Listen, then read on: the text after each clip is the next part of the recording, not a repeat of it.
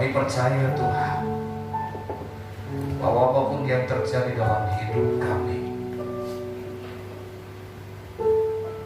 itu semua mendatangkan kebaikan bagi setiap kami. Amin. Sebab firman-Mu berkata bahwa Allah turut bekerja untuk mendatangkan kebaikan bagi setiap mereka yang percaya kepada-Mu. Terima kasih Bapa di surga, kami boleh ada sebagaimana kami ada pada pagi hari ini.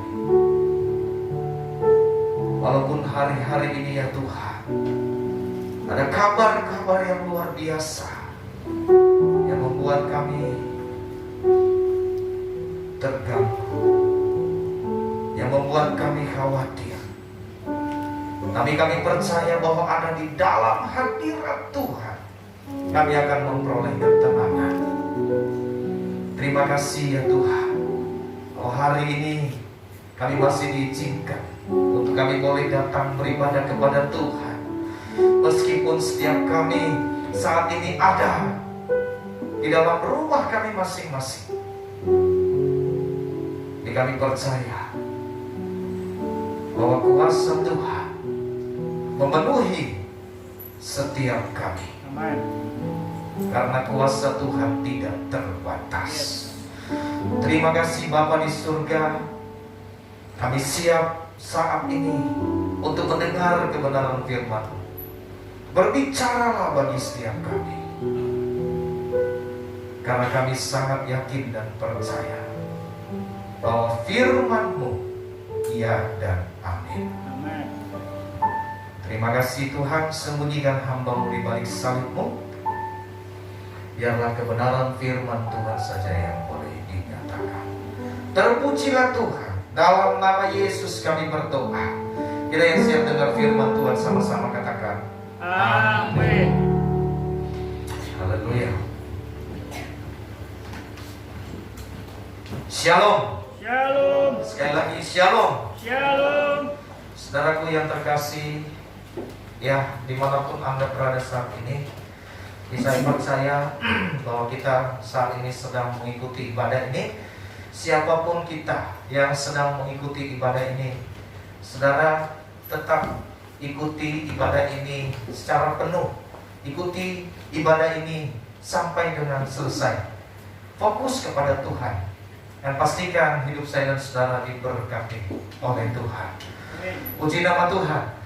Memasuki bulan Juli ini saudara, ya, memasuki bulan Juli ini bulan yang luar biasa sekali. Kenapa saya katakan bulan yang luar biasa sekali?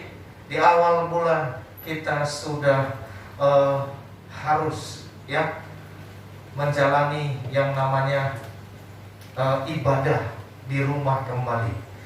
Saudara, 1 tahun yang lalu pun kita pernah lakukan hal ini. Tapi saudaraku, oleh karena hal yang luar biasa, maka itu kita kembali ada di rumah setiap kita masing-masing. Saudara, kita melaksanakan yang namanya, kita tetap mendukung yang namanya program pemerintah tentang diberlakukannya PPKM. Ya.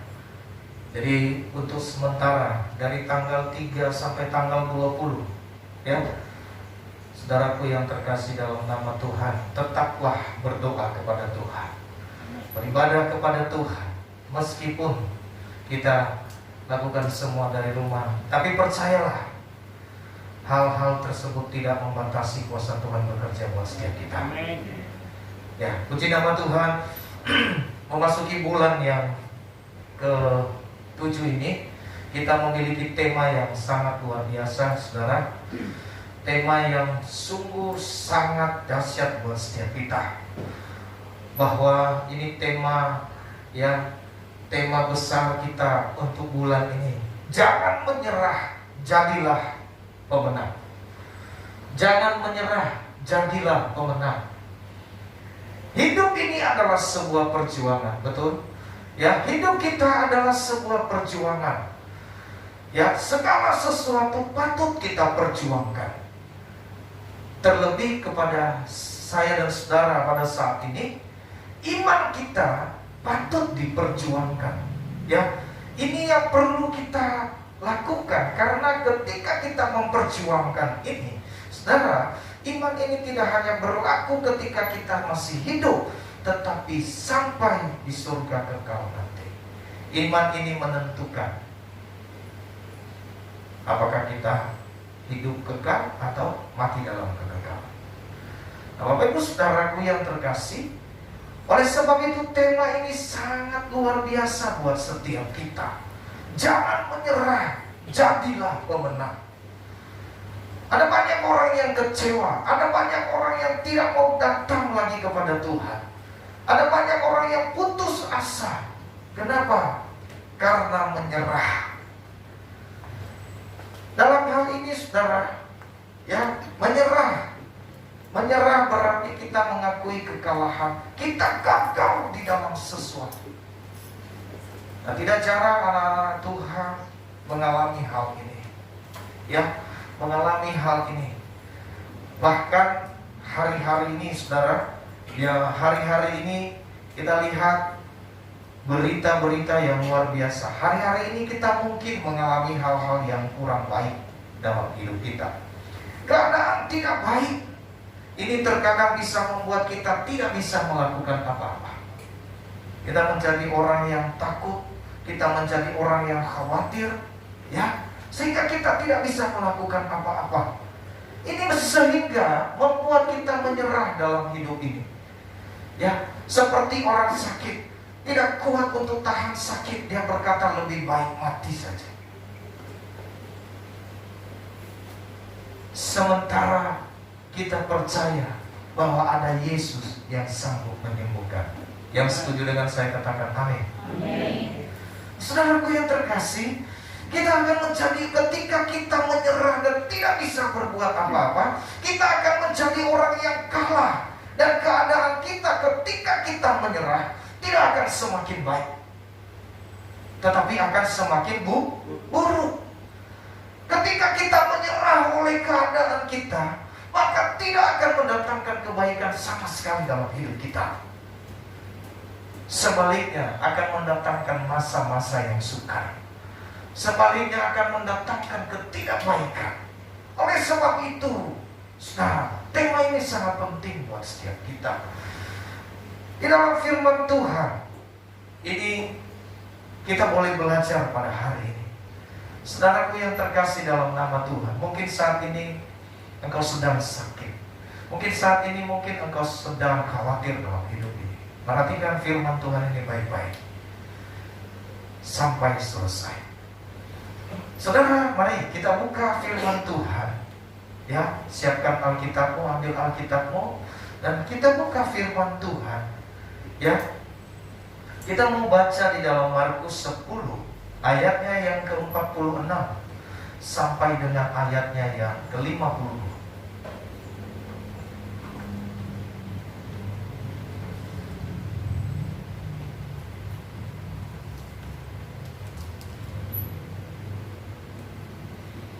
Ya, Markus pasal 10, ya, ayatnya yang ke-46 sampai ayatnya yang ke-52. Saya akan baca buat saudara.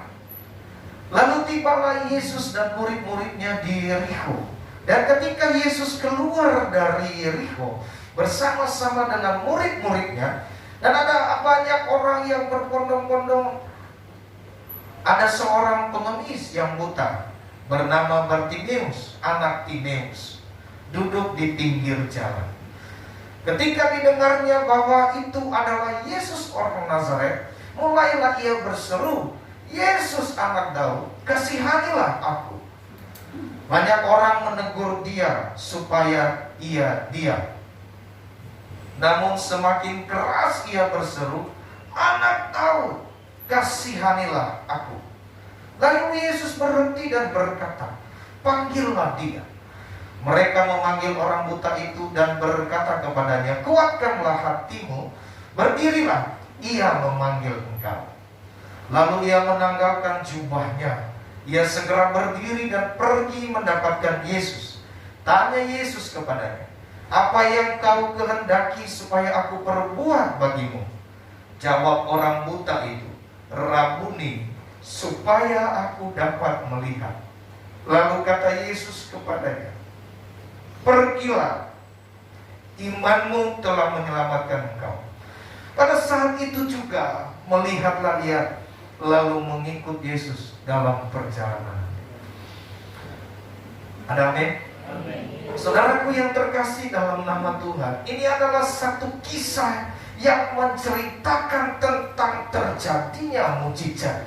Ya, mujizat yang terjadi yang dialami oleh seorang yang buta. Ya, yang mengalami matanya buta, lalu kemudian ia mengalami yang namanya mujizat. Tetapi hari ini kita mau lihat, baca dan renungkan proses dari terjadinya mujizat. Kalau mujizat terjadi, saudara, mungkin itu adalah hal yang luar biasa. Tetapi proses terjadinya mujizat itu lebih luar biasa. Karena di dalam proses inilah menentukan mujizat terjadi atau tidak. Jadi Bapak Ibu saudaraku yang terkasih dalam nama Tuhan, oleh sebab itu kita mau belajar firman Tuhan pada hari ini. Ya, bagaimana kita boleh alami mujizat dalam hidup ini? Ikuti prosesnya. Karena proses itu menentukan engkau terima mujizat atau tidak. Kita mau lihat, ya, belajar dari kebenaran firman di atas. Kita tahu bahwa orang ini tidak mudah menyerah. Orang yang tidak mudah menyerah akan memperoleh hasil yang baik. Yang setuju katakan amin. Orang yang tidak pernah menyerah akan memperoleh hasil yang baik. Tetapi orang yang menyerah tidak akan menerima apa-apa. Oleh sebab itu, kita lihat bagaimana kegigihan sehingga ia memperoleh hasil. Ia mengalami kemenangan. Jadi orang yang tidak pernah menyerah akan tampil sebagai pemenang. Saudara, kenapa kita harus menang? Karena janji Tuhan di dalam Roma 8 ayat 37 bahwa katakan bahwa kita ini adalah orang-orang lebih daripada pemenang. Kita ini lebih daripada pemenang. Maka sebab itu kembalikan status kita sebagai pemenang. Jangan jadikan status kita sebagai orang yang menyerah. Tapi kembalikan status itu bahwa saya adalah orang yang menang. Saudaraku yang sedang menyaksikan, yang mengikuti ibadah live ini, katakan sama-sama, Pak. Bersama dengan saya katakan, aku adalah pemenang. Aku adalah pemenang. Katakan sekali lagi, aku adalah pemenang. Aku adalah pemenang. Haleluya. Ini status kita sesungguhnya. Manusia itu tampil. Manusia itu harus menjadi pemenang.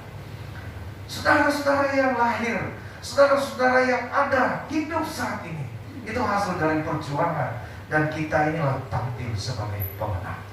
Nah saudara, kita mau lihat bagaimana kita ini supaya tidak menyerah dan kita memperoleh kemenangan. Belajar dari seorang yang memiliki penyakit yaitu buta.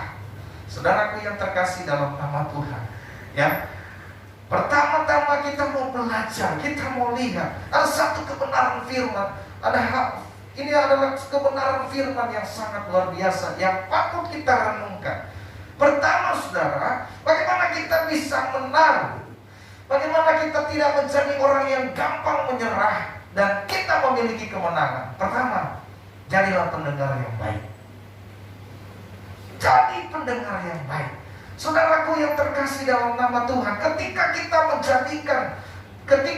menjadi pendengar yang baik, maka saudaraku yang terkasih, kita mampu melakukannya dengan baik pula.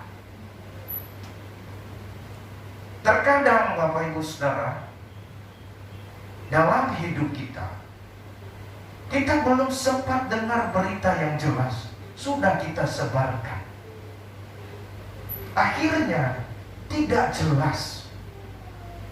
Apa yang dilakukan selanjutnya juga tidak jelas.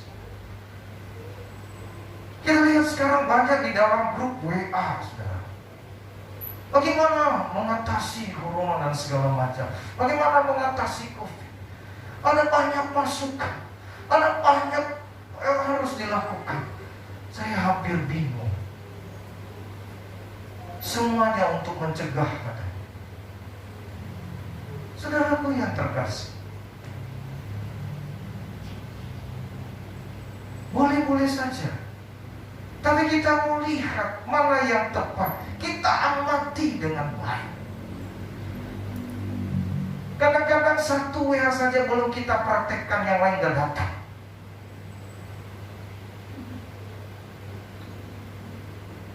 Ya, ada yang bilang jahe, minum jahe banyak-banyak.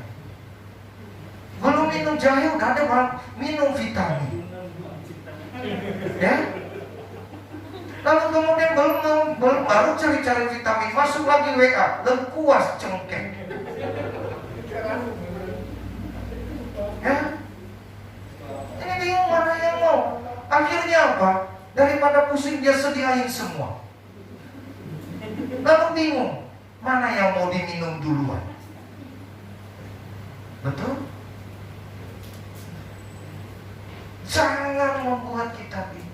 Jadi pendengar yang baik, amati dengan baik. Saudaraku yang terkasih, firman Tuhan katakan, ketika didengarnya, ayatnya yang ke-47 dia berkata, ketika didengarnya bahwa Yesus adalah orang, bahwa itu adalah Yesus orang Nazaret, mulailah ia berseru, Yesus anak Daud, kasihilah aku.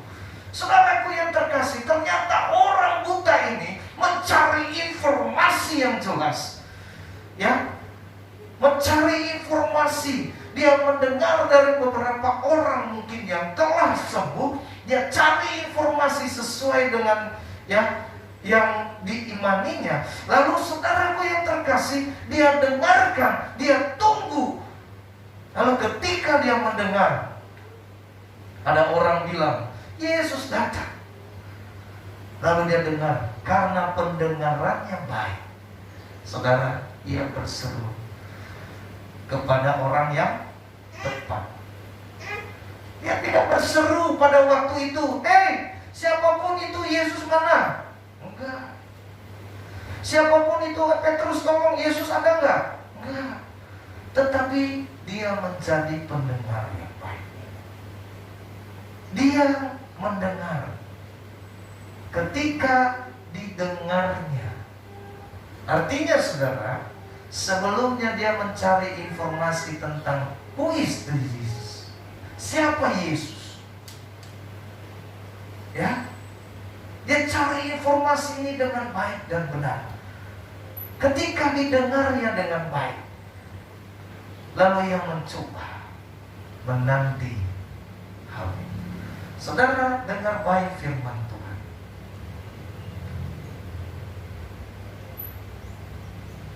Berikan pendengaran kita. Jangan pendengaran kita menjadi kacau. Ya, sehingga ketika kita menjadi pendengar yang baik, ya, terkadang kita cepat menyerah. Ini dia. Terkadang kita cepat menyerah karena kita sering salah dengar, karena kita bingung. Akhirnya sudahlah. Ya, bingung pun aku makan obat ini semua. Bingung aku makan ramuan ini semua. Nah, gak usah aku minum, biar aja mati-mati lah. Nah, untung aja, ya, naga bonar nggak ada. Kalau nggak dia bilang, sudah aku bilang jangan bertimpur pula kau. Matilah kau. Nah, oleh sebab itu saudaraku yang terkasih dalam nama Tuhan, ketika kita tidak menjadi pendengar yang baik, ini, ketika kita tidak menjadi pendengar, semuanya kacau. Akhirnya yang tersebar kabar hoax. Ya, apalagi selain kabar hoax, kabar burung. Emang burung kabar-kabar ya? Ya, kabar angin. Ya, kabar bohong. Semua kita terima. Saudaraku yang terkasih dalam nama Tuhan, hidup kita akan kacau kalau kita tidak jadi pendengar yang baik. Dan apa yang sudah kita kerjakan pun, ya, akan gagal kita salah mendengar. Ya, suruh sapu dia ambil sikat. Ya kan?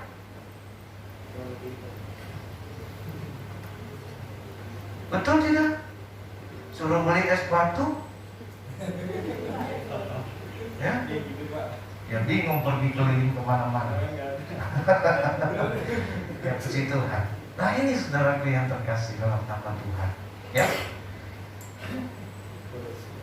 disuruh mandi, malah nyuci, kan begitu. Nah ini jadilah pendengar yang baik. Hal yang kedua, saudaraku yang terkasih, kita belajar dari orang yang buta ini. Dia memiliki satu semangat yang luar biasa. Hal yang kedua yang kita pelajari, saudara, ia memiliki iman yang luar biasa. Ia memiliki iman yang kuat. Kenapa saya mau sampaikan dia memiliki iman yang kuat? Saudara, ini firman Tuhan berkata, namun semakin keras, firman Tuhan katakan di ayat 48, banyak orang menegur dia supaya ia diam. Saudara yang terkasih dalam nama Tuhan, ya, terkadang kita di dalam menyampaikan suara kita, ya, kalau ada orang yang udah kamu diam aja, nggak usah ngomong, akhirnya apa? Nggak bisa ngomong. Dia berteriak kepada Yesus. Ada orang yang menegur, kamu berisik banget sih, diam. Betul nggak? Ngapain panggil Yesus? Emang situ doang? Saya juga. Ya kan? Disuruh diam. Artinya apa? Usahanya ya dihalangi, keinginannya terhalangi. Saudaraku yang terkasih dalam nama Tuhan, mungkin pada saat itu mungkin dia berkata, ya sudahlah, Yesus tidak mau dengar, apalagi saya disuruh diam. Ya udah, kita mati saja. Tunggu sampai Tuhan Yesus datang, atau tunggu sampai kita mati. Ya, saya rasa saudaraku yang terkasih, kalau dia tidak punya iman yang kuat, orang buta itu akan buta sampai mati. Ya. Tetapi saudara, ini yang luar biasanya sekali. Ini iman yang luar biasa. Ketika ia mendengar kata itu, banyak orang yang menegur dia. Saudaraku, firman Tuhan katakan ia semakin keras untuk berteriak. Apa artinya, saudara? Ini kita lihat, iman yang kuat itu tidak tergantung oleh keadaan kita. Iman yang kuat itu tidak tergantung apapun kondisimu saat ini. Mungkin engkau sakit, mungkin engkau alami masalah, mungkin kita ada dalam kondisi yang kurang baik, kurang fit sekalipun. Jangan sampai iman kita lemah. Amin. Terkadang kita sudah berdoa sama Tuhan, kita minta, Tuhan sembuhkan saya, Tuhan tolong saya, tapi Tuhan belum jawab. Akhirnya kita bilang, ya sudahlah, saya sudah capek berdoa, mendingan gak usah doa lagi. Sehingga ketika kita bilang, ayo ya kita berdoa, saudaraku yang terkasih, apa dia bilang? Udah banyak banget saya doa, Pak. Jadi gak mau doa, Bapak aja deh yang doa. Wow, ini imannya lemah. Harusnya saudaraku yang terkasih, dengan keadaan kita sekarang ini, ya, PPKM ini boleh berlangsung. Tadi saya mau sampaikan kepada saudara-saudara yang ada di rumah yang mengikuti ibadah ini secara online, semakin dekatlah kepada Tuhan. Semakin dekat, semakin hidup kita sulit, semakin berteriaklah kepada Tuhan. Ya, ini kita selama ini sudah mulai enak. Kita sudah mulai dinabobokan, kita sudah mulai lupa. Ya, dulu tahun lalu kita begitu taat pakai masker, cuci kaki, cuci tangan, baru masuk ke ruang ibadah. Enggak ya, enggak ada yang cuci kaki. Ya, cuci kaki, cuci muka, pulang dari. Nah, lama-lama, biasa aja. Mulai di jalan enggak pakai masker. Ya. Saudara, sekarang apa? Maskernya harus berlapis-lapis. Saya aja 2 lapis. Ya, kalau enggak saya enggak boleh pulang, kata istri. Ya, ini 2 lapis. Ya, tadi ada yang bilang, bagaimana kalau 3? Saya bilang pakai lakban aja. Biar nggak napas kalian. Ya, saudara terkasih dalam nama Tuhan, enggak masalah 2 lapis, tapi jangan juga berlebihan. Tidak hanya ini yang dijaga, jaga tangan kita. Ya, ada yang bilang, wah Pak Pendeta imannya mulai luntur. Saya bilang ini justru iman saya semakin kuat. Ya, ada yang tanya ibadahnya bagaimana Pak Pendeta. Nah, ikutin aja dari rumah. Nanti saya bagi linknya. Jadi saudaraku yang terkasih dalam nama Tuhan, ya, iman kita, keadaan semakin terjepit, keadaan semakin tidak baik, iman harus lebih kuat. Amin. Amin. Ya, karena iman inilah Yesus akhirnya menoleh. Saudaraku, kenapa Yesus bisa menoleh? Bukan karena teriakannya sebenarnya.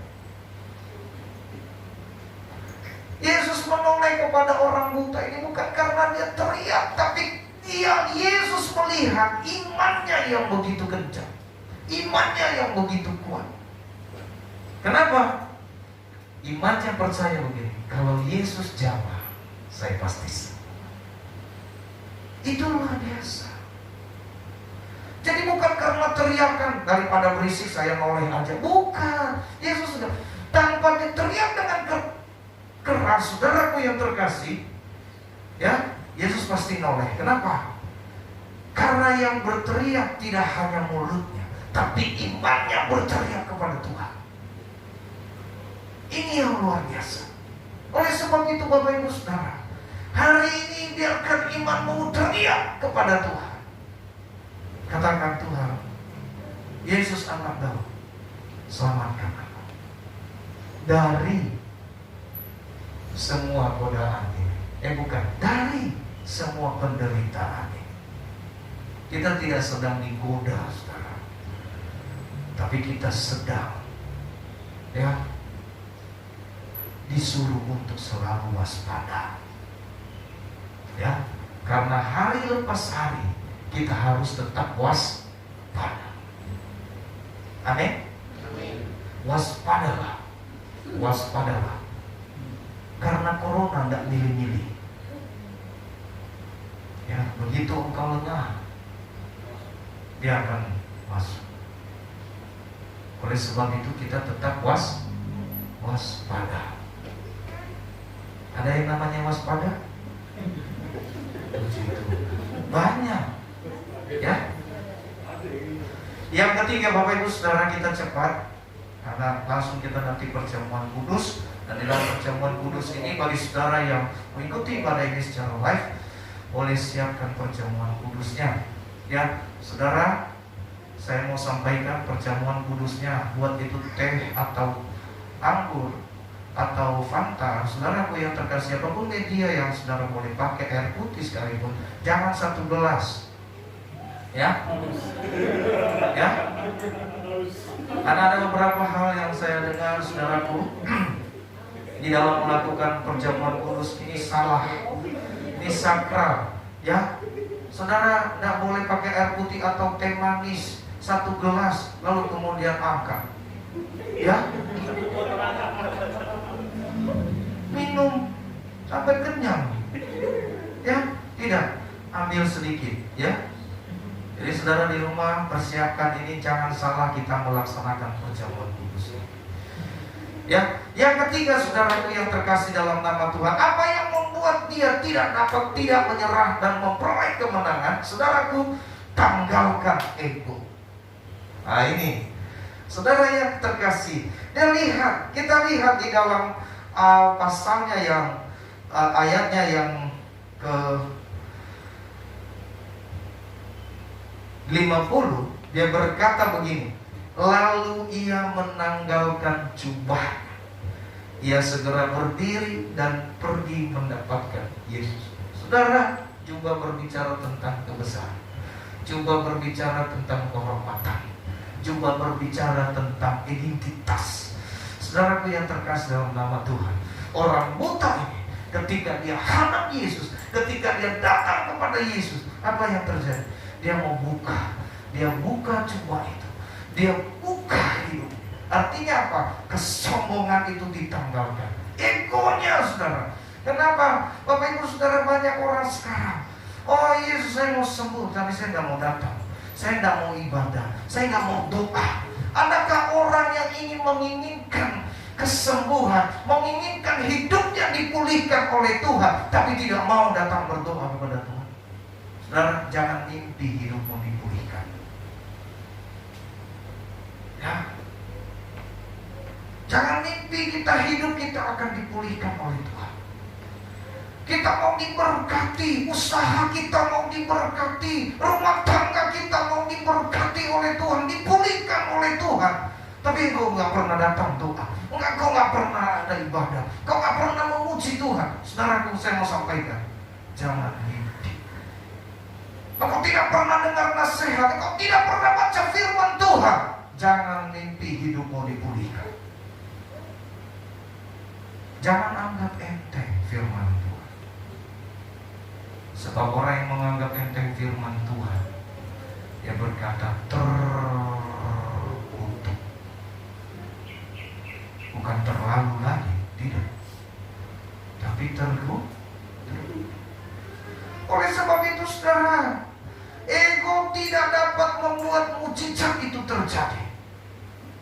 Ya, kita mau keadaan kita berubah, ekonomi, ya, rumah tangga, tapi kesombongan terkadang terlalu kuat. Ya, saudaraku yang terkasih dalam nama Tuhan, ada satu kisah di dalam kebenaran firman Tuhan. Ya, dia berkata begini, ketika Naaman yang punya penyakit kusta datang kepada Elisa, ya, datang kepada Elisa. Saudaraku yang terkasih, Elisa berkata begini, celupkan dirimu 7 kali di sungai Yordan. Bapak Ibu Saudaraku yang terkasih, apa yang dikatakan panglima ini? Ini Elisa gila. Bukankah di daerah saya ada sungai yang lebih bagus? Airnya jernih, airnya bagus. Ya, di daerah saya banyak. Ngapain harus di sungai Yordan? Ya, yang airnya seperti kolam susu. Kolam susu tahu? Kopi susu lah. Ya, airnya seperti kopi susu. Lah, ngapain? Ya, ngapain kita menghormati? Ngapain? Di tempat saya lebih banyak. Tapi saudara, ada satu kata begini. Ya, bujangnya berkata, Tuhan, kalau hamba Allah itu menyuruh sesuatu yang lebih berat dari situ, Tuhan mau kerjakan tidak? Mau. Nah, kenapa cuma nyelupin 7 kali aja nggak mau? Apa yang terjadi? Egonya nggak mau. Tapi ketika egonya dilepas, ada kerendahan hati, ada ketertundukan di hadapan Tuhan, apa yang terjadi? Naaman sembuh. Ketika terjadi ketertundukan kepada Tuhan, saudaraku yang terkasih, mujizat terjadi. Orang buta ini, ketika dia tanggalkan, dia datang kepada Tuhan, dia tanggalkan seluruh. Yesus berkata, pergilah, imanmu telah menyembuhkan engkau. Hari ini saudaraku yang terkasih, firman Tuhan ini berlaku buat setiap kita. Dan hari ini Yesus mau bilang buat kita, hai engkau yang sakit, hai engkau yang ada dalam masalah, hai engkau yang ada di dalam ketakutan saat ini, Yesus mau berkata buat setiap kita, pergilah, imanmu telah menyembuhkan engkau. Ada amin? Ada amin? Katakan, aku telah sembuh.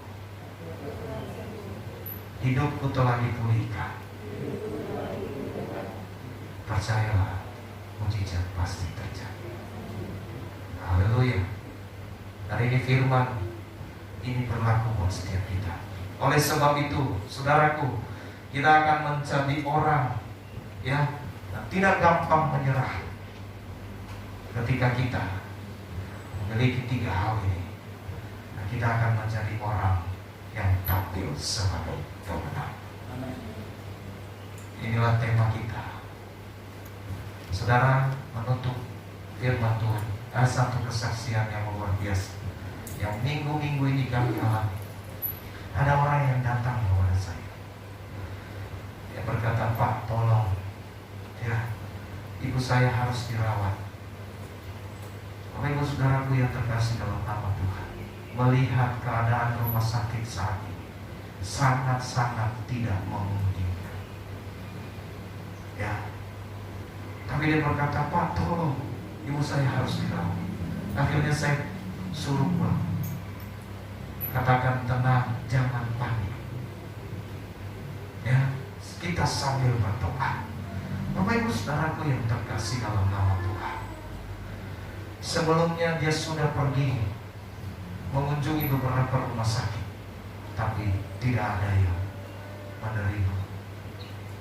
Bapak ibu saudara, saya suruh pulang. Bahkan mungkin dia melapor ke orang-orang yang luar biasa, tetapi tetap dia. Sebelumnya mungkin andalkan orang-orang, mungkin si ini bisa, mungkin ini bisa, mungkin ini bisa. Tetapi saudaraku, tetap tidak ada rumah sakit yang mau terima. Bapak ibu saudara, tapi dengan semangat, dengan doa. Ya, Bapak ibu saudara, apa yang terjadi? Hari itu Tuhan tuntut untuk dia bawa Naus, untuk dia dibawa ke salah satu rumah sakit. Saudara, bagi Tuhan tidak ada perkara yang mustahil. Begitu dia sampai di rumah sakit, dia ditangani dengan baik. Dan sekarang masuk ke dalam ruang perawatan. Saudaraku yang terkasih dalam nama Tuhan, di saat orang-orang tidak bisa apa-apa, di saat orang lain tidak bisa berbuat apa-apa, di saat orang-orang tidak mungkin memiliki kesulitan, tapi mereka yang percaya kepada Tuhan, yang tidak menyerah, akan tampil sebagai pemenang. Amin. Saudara, itu saya bilang, itu mujizat. Karena tidak gampang orang masuk dan dirawat. Saudara, habis dari IGD langsung dapat kabar. Ini luar biasa sekali. Jadi saya mau sampaikan buat setiap kita, jangan menyerah. Tuhan pasti buka jalan. Tetap berdoa, tetap andalkan Tuhan. Puji nama Tuhan. Itu kebenaran firman Tuhan kita pada saat ini. Karena firman Tuhan ini boleh mencari kekuatan buat setiap kita. Bapak ibu saudara,